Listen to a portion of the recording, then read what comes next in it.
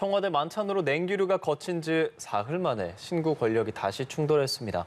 이번엔 대우조선해양 대표 선임 문제가 도화선이 됐습니다.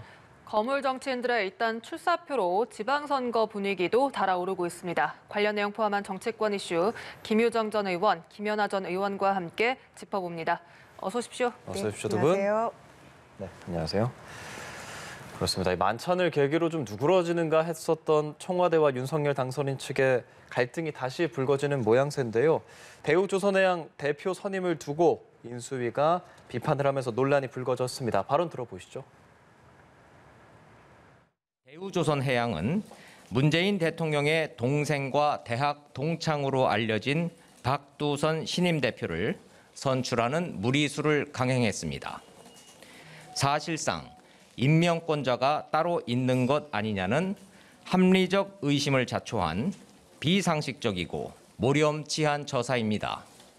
문재인 대통령은 5년 전 취임하기 전 정권 교체기 인사에 반대한다는 입장을 밝힌 바 있습니다. 그때는 맞고 지금은 틀리다는 식의 또 하나의 내로남불입니다.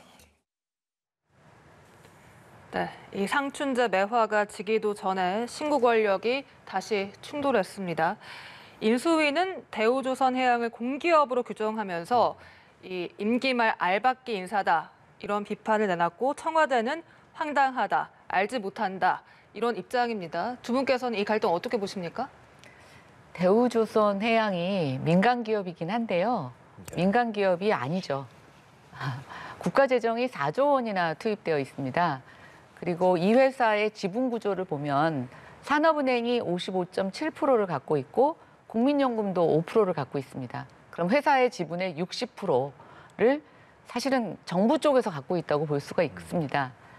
그리고 이 회사를 보시면 경영 부실 또 과거에도 그 사회이사나 감사 등에 있어서 전문 정치인들이 꽂아 넣기처럼 들어가서 정말 문제가 많았던 기관입니다. 그래서 이건 뭐 지금 국민의힘뿐만이 아니라 더불어민주당에서도 굉장히 이 기업의 구조에 대해서 비난을 했던 그런 대상입니다. 근데 그동안 뭐 얼마나 좋아졌는지 모르겠지만 어쨌든 이 기업의 여전히 부실 상태는 개선되지 않고 있고 또 이 대우조선해양 특히 뭐 산업은행 다 마찬가지입니다만 주인 없는 회사이기 때문에 월급은 꼬박꼬박 받아가면서 국민 세금으로 도대체 얼마만큼의 경영혁신이 됐느냐에 대해서는 아무도 얘기하지 않는 그런 기관들인데요.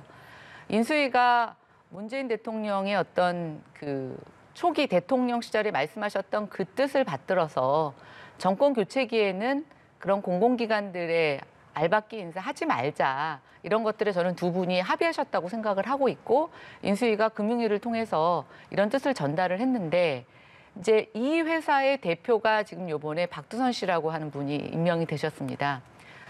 뭐 회사의 정기 총회를 통해서 임명됐다고는 했지만 저는 산업은행의 입김이 없었을 거라고 생각하지 않습니다. 만약에 산업은행이 이를 반대하거나 신중 유보 입장을 냈다라고 하면 절대로 임명할 수 없는 인사라고 생각하는데요. 문제는 계속 부실을 해왔던 이 기관에서 계속 있었던 분이라는 거죠. 어떤 개혁의 목소리를 냈는가.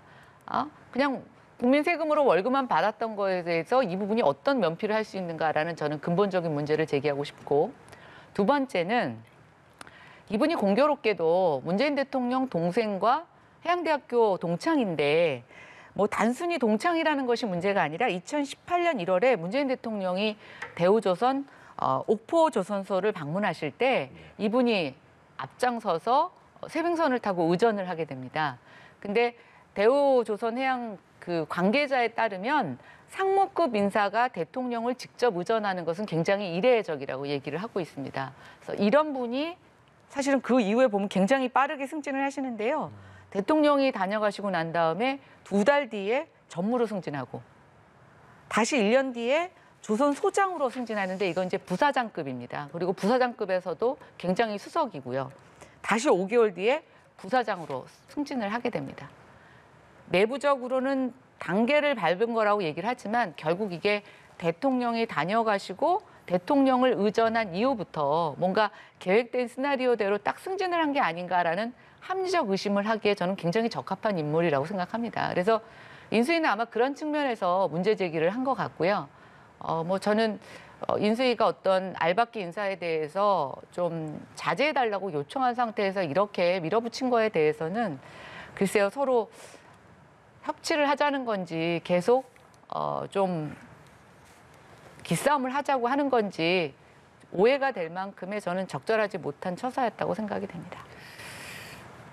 글쎄 이제 소위 알박기 인사라고 규정을 하려면 이제 가장 반발하는 쪽은 노조라고 저는 생각합니다. 노조에서 이렇게 정치 공방하는 게 오히려 황당하다 이렇게 반응하고 있지 않습니까? 그리고 이번에 대표로 임명된 분이 박두선 씨는 그 내부 승진자고 또 36년간 조선 업계에서 일한 내부 전문가라는 측면에서 노조에서도 뭐 환영하고 있는 거고요. 직전 대표도 아마 비슷한 경로로 대표가 됐던 분이죠. 그래서 민간 사기업에까지 청와대나 입김이 있는 거 아니냐 이렇게까지 하는 거 인수위가 좀 너무 심하다, 너무 과하다 이런 생각이 들고요. 뭐 알박기, 몰염치 이런 얘기는 조금 과도한 표현인데 왜 당선인 측 인수위가 이렇게 화가 나 있는지 잘 모르겠어요. 저는 그리고 조금 말을 좀 골라서 하는 게 좋겠다 이런 생각이 들고요. 이렇게 화가 날 거면은 대통령하고 당선 강아지 키우는데 토리 이름은 왜 같이 지었냐라고 항의를 안 하는지 모르겠어요. 저는 시비를 걸기 위한 시비라고 생각을 하고요. 또 이 박두선 대표를 이미 대선 전에 경영정상화위원회에서 정상적인 절차를 거쳐서 2월 24일 날 후보로 추천이 된 거고 그리고 이제 엊그제 대표로 이사회 통과를 한 겁니다. 그래서 이거는 아무 문제 없는 것이고요. 그리고 금융위가 뭐 임기 말에 임명 자제하라 이렇게 지침을 내렸다고 하는데 이렇게 판단했다는 거죠. 그러니까 대우조선은 공기업이나 유관기관에 해당되지 않는다라고 판단을 했다는 겁니다. 비록 4조 원의 이 국채 그 국비가 들어갔다 하더라도 이거는 엄연히 사기업이지 이것까지를 유관기관 공기업이라고 생각하는 거는 인수위의 좀 과도한 발상이 아닌가 생각하고요. 이렇게 몰아가면 한국은행 총재도 사실은 논란이 있었습니다마는 시비를 걸었죠. 그러나 결국에는 양쪽에서 다 인정하는 적합한 인물이 총재 후보가 된 거죠. 그리고 감사위원 같은 경우에도 또 선관위원도 앞으로 그럴 것이고요. 그러니까 굉장히 중요한 그 포지션마다 결론적으로는 그 당선인 쪽에 별로 부담 가지 않는 방향에서 원하는 방향으로 가고 있는데 사기업의 대표까지를 이런 식으로 대통령의 동생입니까? 대통령의 대학 동기입니까? 대통령 동생의 동창이라는 거 아닙니까? 그리고 무슨 청탁이 이루어졌습니까? 이 사이에 어떤 의심할 만한 어떤 합리적 정황 증거가 있습니까? 그런 점에서 그런 게 있었다면 아마 가장 반발할 쪽은 아마 그 회사의 노조라고 저는 생각하기 때문에 이 부분에 대해서 인수위가 이렇게까지 하는 건 조금 황당하다라고 반응하고 있기 때문에 정말 청와대의 이야기대로 이거는 알아서 절차대로 한 것이지 대통령 동생의 대학 동창에 대해서 인사 개입했다? 이거는 좀 난센스라고 생각합니다. 네, 이런 시각도 있습니다. 인수위가 표면적으로는 대우조선해양을 문제 삼았지만 사실상 그 칼끝은 이 대우조선해양의 최대 주주인 산업은행을 겨냥한 것 아니냐 이런 분석도 있습니다. 근데 아까 말씀드린 것처럼 산업은행도 국고가 엄청나게 투입된 사실상의 공적 기관이죠. 예, 그리고 이 역할이 굉장히 중요합니다. 왜냐하면 산업은행이 다시 공적 자금을 들여서 이렇게 대우조선해양 같이 거의 뭐 망하기 일보 직전인 이런 대형 기업들을 사실 임시 수혈해서 지금 계속 끌고 오는 기업들이 적지 않게 있습니다. 저는 국민의 세금이 굉장히 중요하죠. 지금 소상공인부터 시작해서 국고가 투입돼서 정부가 추스려야 되는 부분들이 너무 많은데 한편에서 생각해 보면 국민들한테 계속 세금을 걷는다는 것도 어렵고 우리가 헛되이 쓰고 있는 재정이 있는지 세금이 있는지에 대해서 저는 점검해야 되는 중요한 그것이 윤석열 정부의 굉장히 중요한 숙제이기도 하다라고 생각합니다. 그런 측면에서 이런 주요 기관들의 인사 저는 굉장히 중요하다고 생각이 되고요. 아마 대통령이나 청와대가 여러 가지 입김을 통해서 직접 관여할 수 있는 정부 공공기관들의 인사가 몇 개인지 한번 살펴볼 필요가 있는데 유독히 지금 현 정부가 임기 말에 새로운 사람을 빠르게 그것도 서둘러 임명하려고 하는 기관들이 몇 개 있는지 한번 살펴볼 필요가 있다고 생각이 됩니다. 뉴스에 안 나오는 기관들도 많이 있을 거라고 생각됩니다. 왜 그럴까요? 정권이 이양되고 난 다음에 계속 현 정부가 어떻게든 영향력을 발휘하고 싶거나 기존에 갖고 있었던 기득권들을 놓지 않으려고 하는 기관들에 저는 대거 포진되어 있다라고 보여집니다. 그런 측면에서 저는 이 일은 윤석열 정부도 다음 정권 교체기가 됐을 때 똑같이 당면하는 문제고 저는 5년 전에 문재인 대통령도 똑같이 지적했던 측면이 있습니다. 굉장히 개혁의 마음으로 시작하셨다면 저는 마무리를 그런 초심으로 돌아가서 정말 마무리를 중요하게 하시는 게 저는 잘하시는 게 중요하다고 생각이 되는데 과연 지금의 모습이 문재인 대통령이 대통령 출범 당시 외치셨던 그런 개혁, 투명성 이런 것들과 부합되는지 저는 이제 한번 좀 되돌아볼 필요가 있다고 생각이 되고 윤석열 정부 역시 이번에 비판하는 만큼 마지막에 어떻게 마무리를 할 것인가 똑같은 이런 내로남불을 반복하지 않을 마음으로 이 일에 대한 지적과 추진을 했으면 좋겠다는 생각합니다. 이 공공기관 임원 인사에 관한 문제는 사실은 정권이 재창출되거나 혹은 정권이 교체될 때마다 뭐 상관없이 5년마다 주기적으로 반복되는 그런 문제들인 것 같아요. 낙하산 알박기, 그다음에 법대로 하는 거다. 이제 이렇게 주장하는 양쪽의 공방이 5년마다 반복되고 있는데 김 의원님 말씀대로 이거는 제도적 개선이 좀 필요한 사항입니다. 그래서 국회 내에서 이거는 좀 의무를 방기하지 말고 이건 좀 제도를 개선해야 한다고 생각하고요. 이 지금 산업은행 이제 그 대우조선해양의 대표 문제를 가지고 인수위가 이렇게 이제 굉장히 조금 그 과도한 반응을 보이는 데는 다른 이유가 있다고 생각하는 것이 바로 이제 이 산업은행장과 관련된 것이죠. 그러니까 이 윤석열 후보가 이제 산업은행 부산 이전을 얘기를 했었는데 지금 현재 이동걸 산업은행장이 거기에 이제 반대를 명백하게 했었죠. 이제 아마 미운털 박힌 게 아닌가 이런 생각이 드는데요.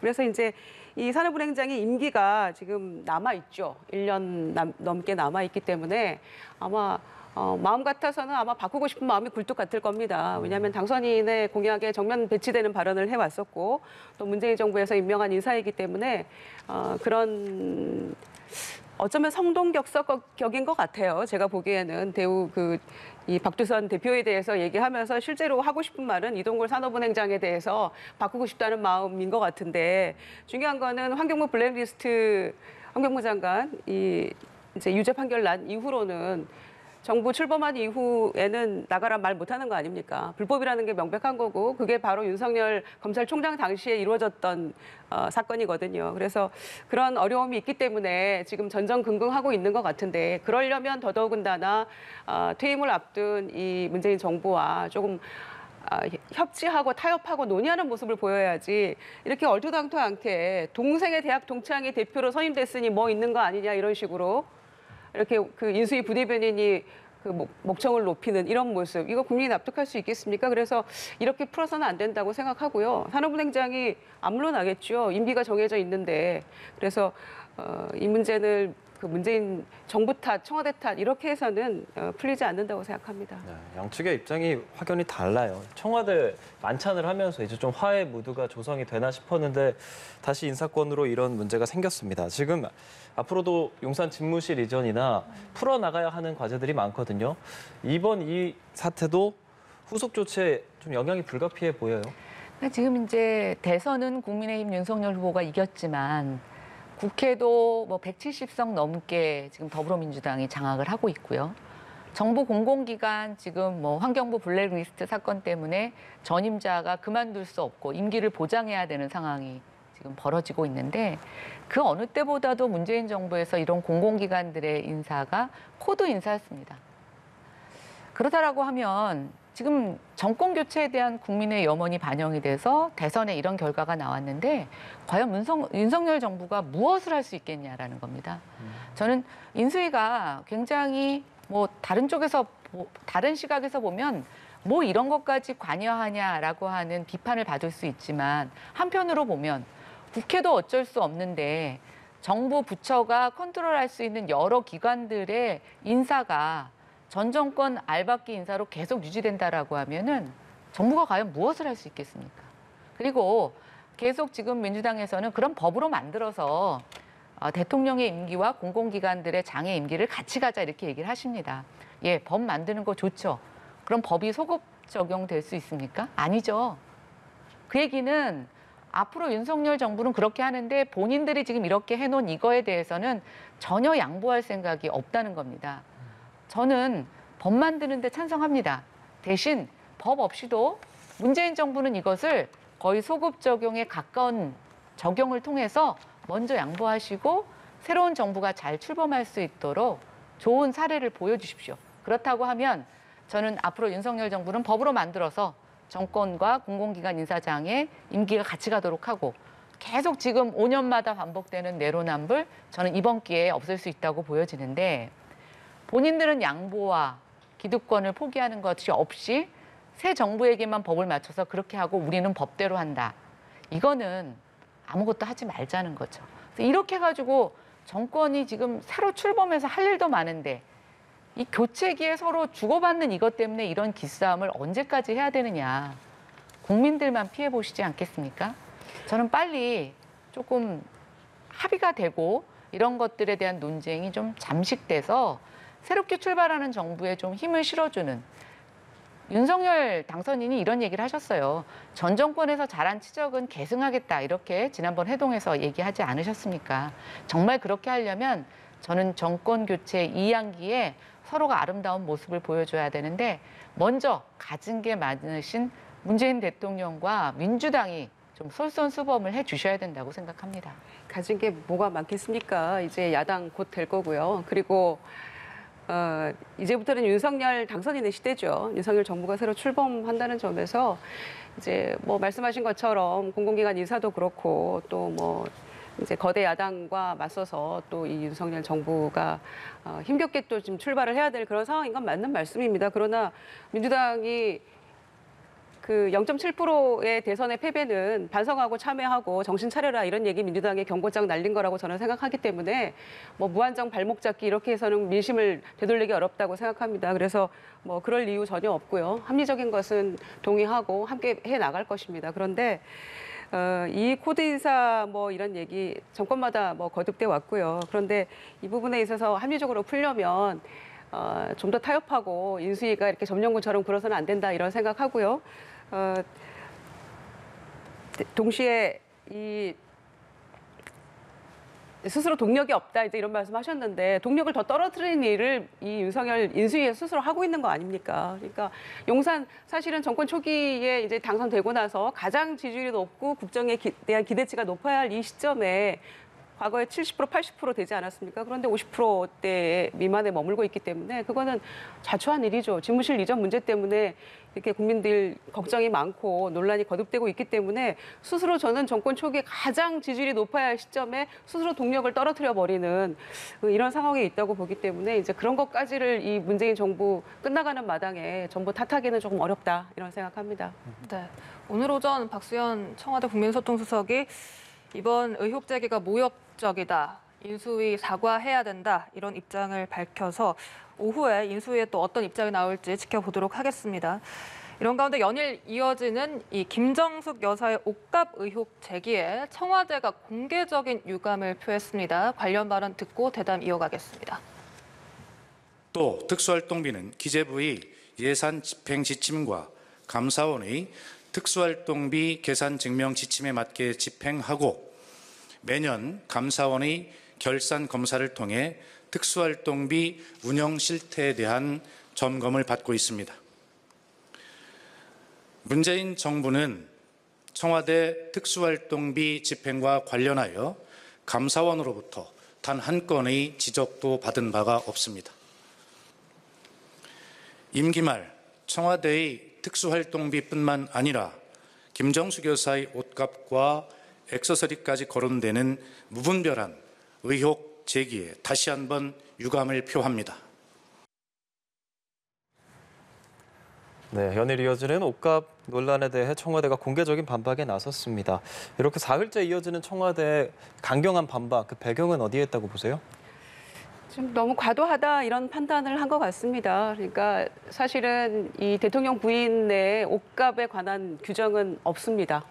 없고요. 그리고 지금 아마 헌정사상 처음으로 이 이제 영부인의 옷값 이거에 대해서 논란을 하고 있는 것 같은데 저는 이 문제를 이렇게 며칠 아주 오랜 기간에 걸쳐서 지금 벌써 논란이 한참 되고 있고 더군다나 국민의힘의 최고위원들이 나서서 이 문제를 계속해서 반복적으로 이야기하고 있는 것은 다름 아닌 이슈를 이슈로 덮으려고 하는 발상이라고 저는 생각을 합니다. 그러니까 집무실 이전 문제로 국민의 비판 여론도 높고 또 지지율도 뭐 취임 전에 50% 밑으로 떨어지는 이런 그리고 또 퇴임을 앞둔 대통령이 오히려 더 높은 비록 오차 범위지만 이제 이런 상황을 목도하고 보니 이런 쪽으로 그러니까 국민의 위화감을 조성하는 쪽으로 이렇게 이 대통령 부인의 옷값 가지고 이렇게 논란을 펼치는 거다 이렇게 생각을 하고요. 중요한 거는 이 당초에 이제 특활비 공개해라 이렇게 그 소송을 제기하고 있던 납세자 연맹에서조차도 이렇게 정쟁으로 또 정치적 이런 논란으로 치닫고 있는 것에 대해서 굉장히 당황스럽다, 뭐 유감이다 이제 이런 표명을 했거든요. 그래서 이렇게 과도하게 할 필요 있는가? 그리고 중요한 거는 처음에 딱 들었을 때 뭐 저는 명품의 문외한입니다마는 2억짜리 브로치 이런 얘기 하지 않았습니까? 네. 그런데 국민들이 듣기 딱 들으시기에는 아니 이게 무슨 얘기야? 대통령 부인이 2억짜리 브로치를 하고 어디를 갔다는 얘기인가? 굉장히 위화감 조성하는 얘기고 혹하는 그런 이야기죠. 그런데 결론은 어떻게 됐습니까? 아닌 게 사실로 드러난 것이고요. 그러면 그 2억짜리 브로치 논란에 대해서는 누가 책임을 집니까? 국민의힘이 거기에 대해서 사과를 했습니까? 아니면은 책임지는 언론, 그 보도했던 언론들 거기에 대해서 뭐 사과가 있습니까? 그러니까 이거는 매우 그 말초적으로 이걸 건드려서 망신 죽이고 모욕 죽이라는 생각밖에 들지 않는 것입니다. 그래서 이거는 이 정도 하는 것이 나중에 5년 뒤에 부메랑 맞지 않는다. 저는 이런 말씀 드리고 싶고요. 정확한 규정이 필요하다면 앞으로 만들어가는 것이 좋겠고 특활비 같은 것도 문재인 정부 들어서 전체적으로 한 40% 줄였지 않습니까? 그리고 잘한 것에 대해서는 왜 아무 얘기 안 하죠? 특활비 많이 줄였고요. 그리고 청와대 특활비도 1994년 생겨난 이래로 가장 좀 적은 액수를 문재인 정부에서 쓰고 있는 거거든요. 그리고 첫 해에는 임기로 남은 거를 돌려주기까지 했고요. 그러니까 이렇게 하고 있는 부분에 대해서는 이런 방구 말이 없고 2억짜리 브로치 근거 없는 이야기로 국민을 호도하고 이런 것들은 지금 인수위가 처한 이 어려운 상황을 조금 다른 이슈로 덮어서 좀 극복해 보려는 돌파구를 마련해 보려는 그런 발상이 아닌가 저는 생각하고요. 이게 중단해야 된다 이렇게 생각합니다. 저도 과도하다고 생각합니다. 뭐가 과도하냐? 대통령 부인의 옷사랑, 그다음에 의전사랑. 뭔가 이렇게 보여주는 외모에 왜 이렇게 치중하셨을까? 어제 오늘 보도를 보니까 본인이 굉장히 가깝게 지내는 디자이너의 딸을 의상 담당 비서관으로, 특별 채용을 해서 곁에 두셨다고 해요. 독일의 메르겔 총리는 맨날 똑같은 옷을 입고 나와서 언론에 질문을 받았다죠. 왜 맨날 이렇게 똑같은 옷을 입고 다니느냐. 그때 메르겔 총리가 뭐라고 답변했습니까? 자기는 뭐 패션 모델이 아니다. 자기는 정치를 하는 사람이다. 심지어 한 국가의 총리도 그런데 대한민국 대통령도 아니고 대통령의 부인이 왜 이렇게 의전으로 보여지는 것에 신경을 쓰셔야 됐을까? 저는 이 점이 지금도 이해가 되지 않습니다. 그 과도한 부분에 대해서 국민들이 자꾸만 의심을 갖는 건 저는 그게 지나치게 노출이 됐기 때문이라고 생각이 됩니다. 그래서 뭐 저도 어제 오늘 신문을 보고 뉴스를 보면서 야, 우리가 뭐 이렇게 세세한 것까지 물어보고 답변을 들어야 되나 이런 생각 분명히 듭니다만 그 논란의 중심에서 보면 탁현민 비서관이 뭐라 그랬습니까? 뭐 전부 다 현금으로 샀고 다 개인 돈으로 샀다. 저는 그것부터가 거짓말이라고 생각이 됩니다. 만약 대통령의 국위 선양을 위해서 영부인이 디자이너를 두고 옷을 샀다면 디자이너를 둔 것 자체가 국고를 쓴 거 아닙니까? 그럼 필요에 따라서는 세금을 썼고 그렇지 않은 부분에 대해서는 개인 돈으로 썼다. 이렇게 말하는 게 솔직한 거지 한 푼도 국고 쓰지 않고 다 사비로 썼다. 저는 이런 변명 자체가 굉장히 어불성설이고 국민의 불신을 가져오게 되는 계기가 됐다고 생각이 됩니다. 그리고 특활비 같은 경우도 글쎄요, 뭐 어디까지 공개할 수 있을지 또 그 공개를 갖고 정말 우리가 원하는 것에 대한 궁금증을 해결 못할지도 모릅니다. 그러나 문재인 대통령께서 취임 초기에 박근혜 대통령의 특활비를 갖고 문제를 삼으셨고 저는 그런 측면에서 본인이 공개할 수 있는 범위 내에서 어느 정도 공개하는 그런 모습을 보여주셨다면 문제 제기한 사람들이 부끄러웠겠죠. 근데 어떠셨습니까? 그때는 공개해야 된다고 얘기했지만 이제 와가지고는 공개할 필요가 없다. 감사원의 지적 아무 문제 없었다. 아니 감사원의 지적에 아무 문제가 없었으면 저는 왜 공개를 못한다는 말입니까? 정말 앞뒤의 말이 맞지 않습니다. 그래서 저도 이런 정말 세세한 거의 사생활에 가까운 것까지 다 국민들이 알 필요는 없다고 생각이 됩니다만 그것을 자체를 초래했던 대통령실과 또 영부인의 어떤 행동 이런 것들은 저는 분명히 짚고 넘어가야 된다고 생각이 됩니다. 그리고 다시 한번 말하지만 저는 보여지는 옷이 그 사람의 품격과 그 나라의 품격을 대변한다고 생각하지 않습니다. 다시는 이런 전례가 반복되지 않기를 바랍니다. 모두가 메르켈이 될 필요는 없다고 생각합니다. 그리고 보여지는 옷이 또 중요하죠, 때로는. 그래서 한복도 입으신 적도 있고 여러 가지 그 상황에 맞게 또 격식을 차려야 될 경우가 있는 것이죠. 사인이 아니지 않습니까? 그래서 그렇게 생각하고요. 그리고 이제 중요한 거는 사비로 다 하셨다고 하니까 옷이 좀 많아 보이긴 합니다. 국민들이 보시기에도. 그러나 그것이 모두가 명품도 아닌 것이고요. 또 본인이 여러 이제 뭐 의원들 얘기도 있고 또 잘 아는 분들의 그 인터뷰 내용을 보면 또 리폼하신 것도 있고 이렇게 있다고 하니까 그거 믿어드려야죠. 그리고 퇴임하는 이 대통령 부인과 대통령에 대해서 이렇게까지 과도하게 할 필요가 있겠는가 다시 한번 저는 말씀드리고 싶고요. 그리고 사비로 다 사용하셨다고 그렇게 이 박수현 수석 통해서 다시 한번 제3, 제4 이렇게 얘기를 하고 있는데 그거를 어떤 식으로 하라는 건지 아까도 말씀드렸습니다마는 2억 브로치에 대해서 결과적으로 아니라는 게 사실이 밝혀지고 나니까 아무도 거기에 대해서 사과하지 않고 거기에 대해서 누가 하나 그랬다고 수긍하는 사람이 없지 않습니까? 그러니까 이거는 꼬리에 꼬리를 무는 의혹 제기라고 저는 생각하고요. 그런 점에서는 과유불급이다. 그리고 아직 국민 앞에 등장하지 않으신 윤석열 당선인의 부인께서도 향후 국민들이 예의주시하고 있을 거 아닙니까? 그러니까 이런 것들이 이렇게 반복적으로 해서는 안 된다. 다시 한번 말씀드리고 싶고요. 청와대 특활비 같은 경우에는 문재인 대통령이 그 전에 말씀하신 바는 있으셨습니다마는 대통령이 되고 나서 이게 그렇게 임의대로 공개할 수 없는 안보나 외교와 관련된 그런 부분이 있다는 것을 아마 아셨을 거라고 생각하고요.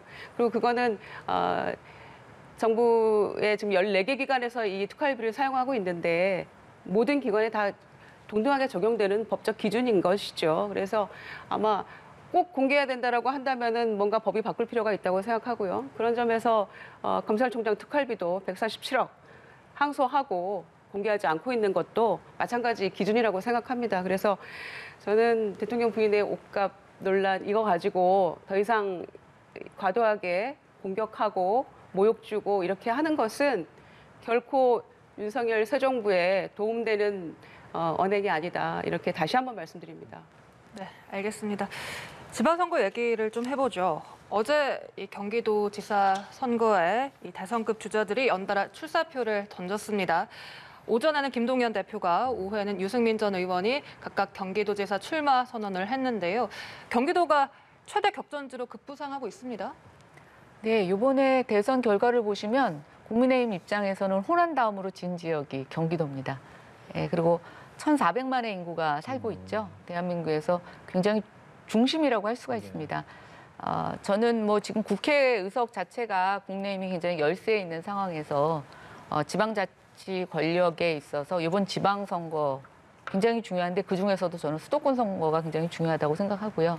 그런 측면에서 뭐 대선 주자급이었던 유승민 전 의원이 저는 나서는 거 새로운 어떤 도전이기도 하지만 저희한테는 굉장히 절실한 내용이라고 생각이 됩니다. 어제 오늘 출마변을 들어보니까 이제 많은 곳에서 경기도에 연고가 있느냐 뭐 이런 비판을 얘기를 하셨는데 거기에 이런 답을 하시더라고요. 히딩크가 한국에 연고가 있어서 한국의 축구를 그렇게 승리로 이끌고 모든 체질 개선을 해냈느냐 그렇지 않다고 얘기를 하시면서 본인이 경기도의 히딩크가 되겠다 이렇게 얘기를 하시는데 국민의힘으로서는 지금 지선을 앞두고 굉장히 어려운 여건 속에서 고심하고 있는 가운데 이런 중량급 인사들이 험지에 나서주는 것 저는 굉장히 고무적인 일이라고 생각하고요. 이제 본격적인 경선을 통해서 최종 후보가 선정될 때까지 저는 굉장히 아름다운 경쟁 또 우리 안에서는 당원들이 새롭게 결집되는 그런 경쟁이 될 거라고 기대합니다. 네, 양당이 상당히 경기도에 모두 공을 들이고 있는 것 같습니다. 네.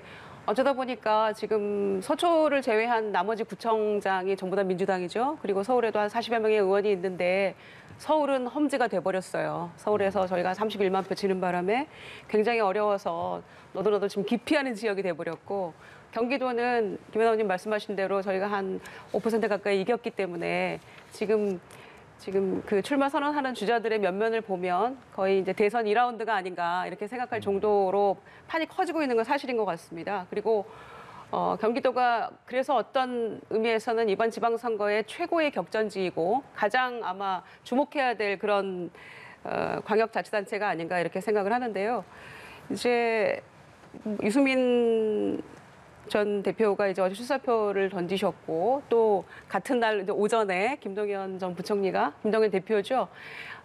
새물결 대표인데 그분이 또 이제 출사표를 던졌어요. 그러니까 두 분이 좀 비슷한 느낌이 좀 있습니다. 네. 그러니까 경제 관료로서 쭉 해오신 분이고 나이도 이제 한 살 정도 차이 나시는데 또 유승민 그 후보라고 할까요? 후보 같은 경우에도 이제 또 경제통이시고요. 그래서 나이도 비슷하시고 또 아마 각자 청와대에서 그리고 경제부총리로서 일하실 때 소신 발언 많이 하신 분이죠. 경제정책이나 또 부동산 대책 관련해서도 본인이 청와대 가서 뭐 일대 몇으로 내가 싸웠다 이런 얘기할 정도로 소신 발언 하셨던 분이고 유승민 후보 같은 경우에도 또 이 복지 관련해가지고는 증세 없는 복지 없다 이래서 오히려 민주당 의원들로부터 박수를 받았던 본회의장의 대표연설을 제가 지금도 기억을 하는데요. 그래서 이렇듯이 이제 경기도가 최고의 격전지가 되기 때문에 민주당에서는 지금 많은 후보들이 4선, 5선 또 뭐 수원시장 3선 했던 이런 분들도 출사표를 던졌는데 저희로서는 사실상 경기도의 승패에 따라서 지방선거의 승패가 갈린다 이렇게 생각하는 그런 상황입니다. 그래서 아마 사활을 걸고 이 부분에 경기도를 반드시 이겨야 된다 이런 생각들을 하고 계시는 것 같은데요. 이제 누가 후보가 되느냐에 달려 있는 것 같습니다. 그래서 경선 룰이나 이런 것도 상당히 심각하게 바라보고 있고요. 예. 이 빅매치가 성사가 되려면 당내 경선을 우선 통과를 해야 됩니다. 그런데 벌써부터 이 경선 룰을 둘러싸고도 신경전이 이어지고 있습니다. 맞습니다. 그래서 지금 중요한 거는 이제 누가 후보가 되느냐의 결론 내리는 것은 경선 룰이 있는 것 같고요. 그다음에 이제 경기도이기 때문에 특히나 이제 이재명 고문의 마음이 누구에게 가 있느냐 이 두 가지가 이제 관건인 것 같습니다. 그래서 출사표 던진 모든 후보들이 지금 내가 이재명을 지킨다, 내가 이재명의 적자다, 지금 이재명의 친구다, 다 이렇게 이재명 마케팅을 하고 계시는 것 같아요. 그래서 지금 현재 경선 룰은 당원 권리당원 50%, 그다음에 일반 국민 참여 경선이죠 50% 되어 있는데 네. 이제 김동연 후보 같은 경우에는 새로 들어가는 조직도 별로 없을 것이고 지금 합당 그 추진 과정에 있기 때문에 아마 이 룰 가지고는 조금 불리한 측면이 없지 않아 있겠죠. 그러면 룰 개정 가능성도 있다고 보세요? 뭐 제가 다른 방송에서도 말씀드렸습니다만은 룰은 움직이는 거죠. 그래서 저는 그 대선 때 단일화를 했었고 또 정치 교체와 국민 통합이라는 그런 대명제에 이재명 후보와 함께 뜻을 모아서 또 통합의 지금 과정에 있는 그 후보이기 때문에 당에서 어떻게 될지 모르겠습니다. 이제 모든 후보들이 또 동의가 있어야 되거든요. 네. 경선 룰을 바꾸려면. 그래서 아마 이 룰 싸움이 치열할 것이다. 또 다른 후보들은 물러나지 않겠다. 공정하게 해야 된다 이런 주장들을 서로 하고 있는 것인데 이 부분은 어떤 변동 가능성이 있는지 아니면 일반 국민 100%로 할 수도 있는 거고요. 그래서 약간 저는 그 유동적이다 이렇게 봅니다. 그러면 국민의힘에서는 유승민 전 의원의 전략 공천 가능성도 있을까요? 글쎄요, 뭐 그거는 이제 중앙공천관리심의위원회에서 뭐 이 사안을 어떻게 보느냐에 따라 다르다고 보여지는데요. 일단 유승민 의원은 경선에 참여할 의사를 표시한 것으로 알고 있습니다. 민주당이 되게 원칙을 잘 지키는 것 같지만 사실은 중요한 순간순간마다 원칙 주장을 하면서 이제 자기네들 마음대로 많이 바꾸는데요. 저희 당 같은 경우에는 사실은 굉장히 유연한 접근을 합니다. 그럼에도 불구하고 큰 원칙에 대해서 저희가 바꿔본 적은 없는 것 같습니다. 뭐 어떤 판단이 이루어질지 모르겠습니다만 저희로서는 지금 이길 후보를 뽑는 게 제일 중요하다고 생각이 되고 본선 경쟁력이 있어야 되죠. 지금 뭐 대선에서 졌지만 고문이라는 이름으로 또 이재명의 경기도라는 타이틀로 지금 상대가 굳건히 자리를 지키고 있습니다. 국민의힘은 특정 당의 경기도도 아니고 전직 도지사의 경기도도 아닌 경기도민의 경기도를 만들고 또 경기도민이 가장 행복해질 수 있고 어려움을 해소할 수 있는 지도자, 행정가를 뽑는데 어떤 후보가 가장 적합하냐에 주력을 할 계획입니다. 예. 그리고 수도 서울시장에 대해서도 관심이 많은데 지금 차출론이 불거진 송영길 전 대표 민주당 측에서는 네. 오늘 이제 출마 입장을 밝힐 예정이거든요. 출마 가능성 어떻게 보고 계세요? 네, 방송 들어오기 직전에도 찾아봤는데 아직 밝히지를 않으셨더라고요. 그런데 주소는 오늘 중으로 옮긴다, 뭐 이런 옮겼다는 보도도 있고 옮길 것이라는 보도도 있었는데 네. 아마 내일까지인데 내일이 이제 토요일 날 쉬는 날이니까 오늘까지 반드시 옮겨야만 이제 후보가 되더라도 그 출마를 할 수 있는 그런 상황인 거죠. 그래서 그게 꼭 이제 주소를 옮긴다고 해도 꼭 출마를 하는 것이냐라는 부분에 대해서는 일단 가능성은 열어두고 있는 것 같고요. 또 그러나 이제 최종 결론은 아닌 것 같은데 저는 그렇습니다. 개인적으로는 대선 참패한 지도부가 여전히 지금 당의 전면에 나서는 건 이 부분에 대해서는 좀 회의적입니다. 그리고 좀 비판도 하고 싶고요. 왜냐하면 윤호중 비대위원장 체제에 대해서도 저는 그렇게 가서는 안 된다. 그렇게 안일하게 가서는 안 된다라고 생각하는 사람이고 또 송영길 전 대표 같은 경우에도 대선 즈음에 너무 많이 어렵긴 했어요. 그리고 다리 부상도 입어서 몇 달 동안 기부스했었죠. 또 막판에 테러도 당했었죠. 중간에 또 이 부친상도 당하셨죠. 그래서 굉장히 어려운 이 고비를 넘겨가면서 대선을 치러서 고생도 많이 하셨으나 그러나 본인이 다음 선거 불출마도 선언을 했었고 그리고 정치 개혁 이야기도 하셨고 그리고 패배에 책임을 지고 물러난 분이기도 한데 그래서 다시 서울시장 후보로 이렇게 추대든 경선이든 나온다? 이 부분에 대해서 국민을 조금 설득할 명분이 있어야 되는데 과연 우리가 그걸 할 수 있을 것인가? 나오신다고 하면 제가 아까 말씀드린 것처럼 워낙 이제 서울이 험지가 돼버렸기 때문에 기피하는 곳이 됐거든요. 또 자신감도 떨어진 게 사실이고요. 그래서 불가피하다 이렇게 얘기를 할 수도 있겠으나 저는 여전히 회의적이고 그래서 서울시의 그 지역구를 둔 여러 의원들도 지금 반대 의견도 표명하고 이러지 않았습니까? 이제 그렇게 좀 어려움이 있는 상황인데요. 그러나 저는 또 한편 그러면 40명이나 되는 서울의 지역구를 둔 의원들은 뭘 하고 있는지 제가 되묻고 싶은 거죠. 용기 있게 지금 내가 나가겠다고 하는 분도 없는 거 아닙니까? 그리고 은평에 이제 박주민 의원이 아직 망설이고 계시는 것 같아요. 그런데 지금 이렇다하게 나서서 내가 비록 어렵더라도 당을 위해 희생하겠다 이런 분들이 지금 안 보이시거든요. 그래서 그래놓고 또 막연하게 송영길 대표가 이를테면 소위 차출론, 어떤 분은 자출이다 이런 얘기도 하시던데 이렇게 하는 거에 대해서 마냥 비판만 할 수 있겠는가. 그렇다고 제1야당이 될 민주당이 후보를 안 내는 건 정말 이거는 말이 안 되는 거잖아요. 그래서 그런 여러 가지 어려움들이 지금 복합적으로 있는 상황이어서 최종 결론이 어떻게 날지 모르겠습니다만은 불가피하다면 뭐 송영길 전 대표도 카드가 될 수 있겠죠. 이렇게 송영길 대표 차출론을 두고 민주당에서 갑론을박이 이어지는 상황. 상대당으로서 어떻게 보십니까? 민주당이 서울에서 후보를 못 찾고 있구나. 저는 그런 생각이 들었어요. 네, 그러니까 아까 유승민 전 의원권도 그랬고 했지만 이제 정치인들이 어디 지역을 옮겨서 갈 때는 충분한 명분이 있어야 되거든요. 예. 근데 그럴 명분이 정말 송영길 전 대표에게 있는가라고 보면 얼마 전에 대선을 앞두고 본인은 이제 다음에 불출마하겠다고 얘기를 하셨어요. 그러면 저는 이번에 본인이 여기를 마지막으로 삼겠다. 나 그리고 여기서 안 되면 정계 은퇴하겠다. 뭐 이런 죽을 힘을 다해서 한다라고 하는 마지막 격정지 이런 의미가 있는 것도 아니고 서울에 연고가 있었던 것도 아니고 그다음에 이제 다른 것보다 인천에서 오랫동안 이제 인천을 기반으로 지역 정치를 하셨던 분이신데 또 어쨌든 간에 대선 패배의 책임을 지고 당대표직에서도 물러나셨는데 글쎄 지금 요 짧은 기간 동안에 그걸 털고 나오실 만한 명분이 있을까라고 보면 글쎄 모르겠습니다. 제가 정치 구력이 짧아서 그런지 모르겠지만 저는 사실은 상상이 되지 않습니다. 그리고 중요한 건 이제 그렇게 나오신다라고 했을 때도 뭐 민주당 안에서의 어떤 절실함, 뭐 송영길 전 대표 아니면 절대로 안 됩니다. 뭐 이런 것도 보이지는 아직 않습니다. 그래서 뭐 저는 여전히 아직 그런 간보기식이라고 보여져요. 실제로 출마 선언을 좀 하셔야 구체적으로 제가 평을 할 수 있을 것 같은데 어쨌든 뭐 한마디로 정리하면 국민의힘이 경기도가 험지가 된 것처럼 뭐 계속 험지였지만 민주당이 서울에서 굉장히 이제 험지로 받아들이고 있고 마땅한 후보를 찾지 못하고 있구나 이런 생각을 해봅니다. 참 이게 정치라는 게 세옹지마 같아요. 그러니까 지금 오세훈 시장이 이제 서울시장 4선을 넘보는 거 아닙니까?